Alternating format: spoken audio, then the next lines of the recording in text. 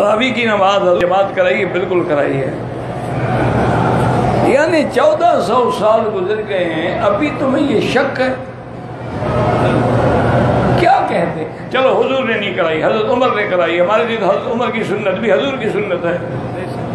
علیکم سنتی و سنت الخلفاء الراشدین المہدیین تمسکوا بها وعضوا علیہا بالنواجذ۔ اور عمر وہ کام کر سکتا ہے جو محمد مصطفیٰ نے نہ کیا ہو؟ کیا کہہ رہے ہو؟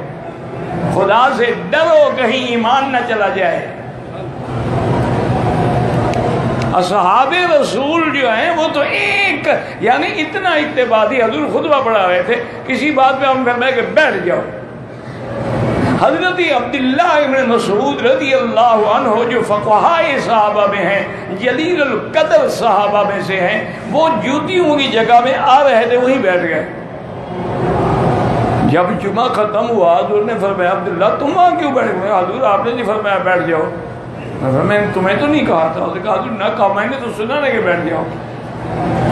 جو اتنا اتباع کرتے تھے، کیا خیال ہے آپ کا انہوں نے خود جماعت گھڑ لی ہے حضور کی جماعت کے بغیر؟ انا للہ و انا الیہ راجعون۔ یعنی اتنا اتباع عمر کے گھرانے میں تھا رضی اللہ عنہ۔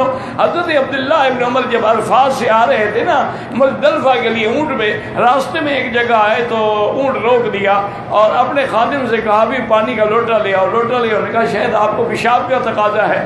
تو حضرت عبداللہ ابن عمر وہاں سے گئے، دور جا کے بیٹھے رہے اور پھر آ گئے۔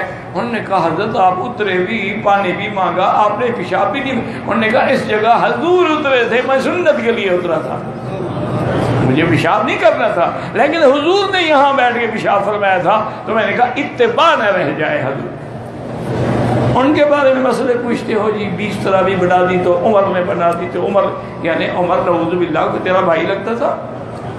وہ خلیفہ راشد ہے، وہ عمر بن الخطاب ہے، وہ ناطق بالحق والصواب ہے، وہ تو وہ بندہ ہے کہ جو فرش پہ کہے اللہ عرش سے حکم بھیج دیتا ہے، لیکن تم نے اس کی بات بھی نہیں مانی۔ انا للہ و انا الیہ راجعون۔ نہ پڑھو، 8 پڑھو، بالکل نہ پڑھو، لیکن سیدنا عمر پہ تو اعتراض نہ کرو۔